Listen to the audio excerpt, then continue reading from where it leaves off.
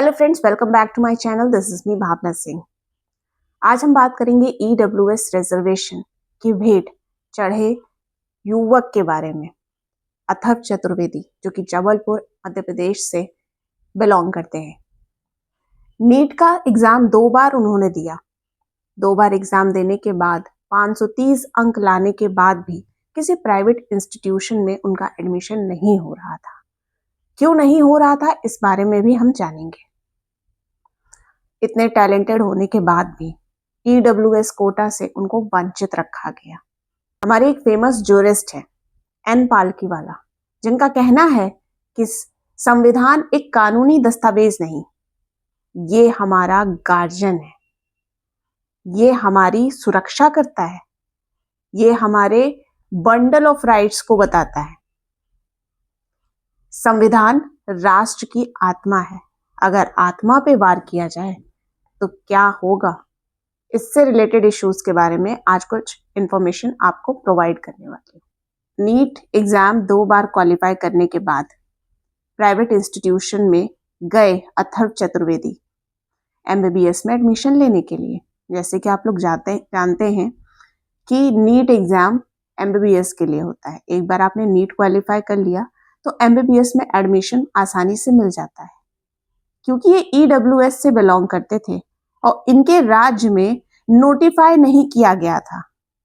कहने का तात्पर्य यह है कि नीतियां तो थी, लेकिन ईडब्ल्यूएस से रिलेटेड रिजर्वेशन अगर आपको लेना है, उसके लिए राज्य सरकार अधिसूचना यानी नोटिफिकेशन जारी करती है। उसके बाद आपको ये रिजर्वेशन दिया जाता है।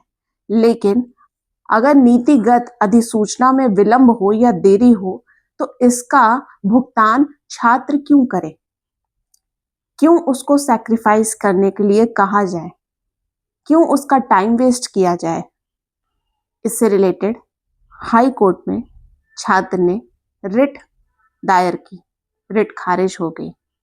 छात्र ने वहां हार नहीं मानी, वो आगे सुप्रीम कोर्ट भी गए।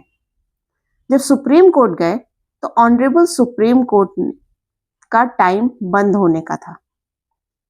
लास्ट के 10 मिनट्स कहते हुए उन्होंने तर्क वितर्क किया और अपनी बात ऑनरेबल सुप्रीम कोर्ट के जजेस के सामने रखी। जजेस बहुत ज्यादा इम्प्रेस हुए और उनकी बात ध्यान से सुनी। 10 मिनट का तर्क जब नागरिक स्वयं संविधान के बारे में संवाद करता है और कैसे वो बताते हैं कि हमारे संविधान में इतने अधिकार है हमारे पास। आर्टिकल 15 क्लॉज 6 जो कि बात करता है कि कोई प्राइवेट इंस्टीट्यूट हो या गवर्नमेंट हो, fully funded, aided by government, या फिर कोई भी इंस्टीट्यूट हो जो राज्य सरकार के अधीन आता है, तो उसमें आप एडमिशन ले सकते हैं। लेकिन इसका एक अपवाद भी है। आर्टिकल 30 जो कि माइनॉरिटी इंस्टीट्यूशंस की बात करता है। अल्पसंख्यक इंस्टीट्यूट्स में ईडब्ल्यूएस का रिजर्वेशन नहीं मिलेगा क्योंकि वो माइनॉरिटी इंस्टीट्यूट्स हैं। आर्टिकल 142 बहुत सारे अधिकार देता है। जब कोई आर्टिकल काम नहीं आता है, जब कोई पावर काम नहीं आती है, जब किसी और चीज का यूज नहीं किया जा सकता है, तब आर्टिकल 142 का यूज किया जाता है और रेमेडी ग्रांट करी जाती है। ये खुद में एक कंप्लीट जस्टिस है, कोई लूप होल नहीं है इसमें। जब नियम निर्दोष का हक मारते हैं तब आर्टिकल 142 को इन्वोक किया जाता है। सुप्रीम कोर्ट का कहना है कि राज्य या प्रशासनिक असफलता का बोझ नागरिक क्यों उठाए या एक छात्र क्यों उठाए। नागरिक और छात्र क्यों उठाएं, क्यों असफलता का बोझ अपने कंधों पे रख के वो जिए।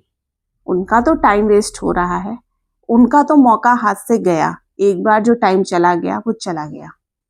बताइए, नीट क्वालिफाई होते हुए भी छात्र को इतना वेट करना पड़ा।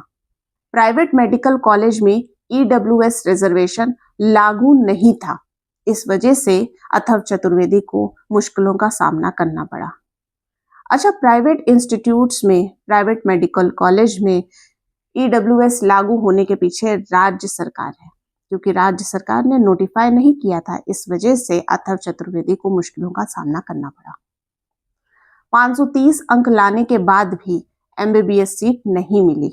सरकार और नेशनल मेडिकल कमीशन को ये निर्देश दिए गए हैं कि 7 दिनों के अंदर अथर्व चतुर्वेदी का एडमिशन हो जाना चाहिए, कॉलेज अलॉट कर दिए जाने चाहिए।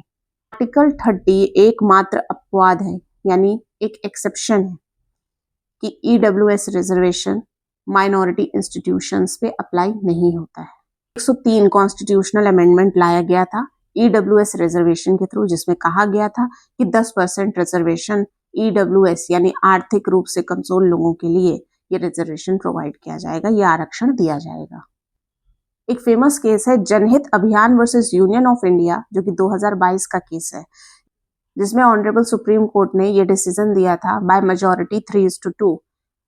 103 कॉन्स्टिट्यूशनल अमेंडमेंट जो आया था उसको अफर्म कर दिया गया था कि 10% ईडब्ल्यूएस रिजर्वेशन दिया जाएगा और केवल उन्हीं लोगों को दिया जाएगा जो आर्थिक रूप से कमजोर होंगे।